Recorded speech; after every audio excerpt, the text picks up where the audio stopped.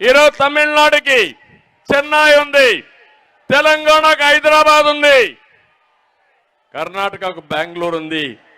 ఏం తమ్ముళ్ళు మిమ్మల్ని అడుగుతున్నా, ఏమమ్మా ఆడబిడ్డలు మిమ్మల్ని అడుగుతున్నా, మన రాజధాని ఏదమ్మా? ఏ తమ్ముళ్ళు మన రాజధాని? 5 ఏళ్లు రాజధాని లేకుండా చేసిన దుర్మార్గుడు ఎవరని మిమ్మల్ని అడుగుతున్నా.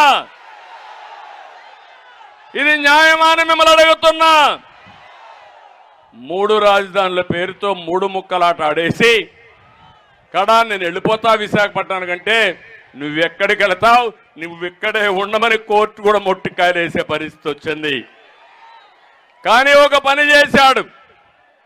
అక్కడ చూస్తే 500 కోట్ల రూపాయలు ఖర్చు పెట్టి ఆ కొండనే మొత్తం బోడిగుండు కొట్టించేసి 500 కోట్ల రూపాయలతో ప్యాలెస్ కట్టాడు.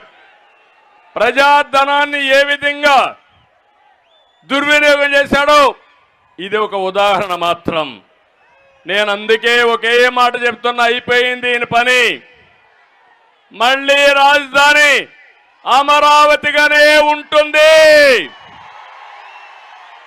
ఈ తిరువూరు మహాసభలో చెప్తున్నా, మన రాజధాని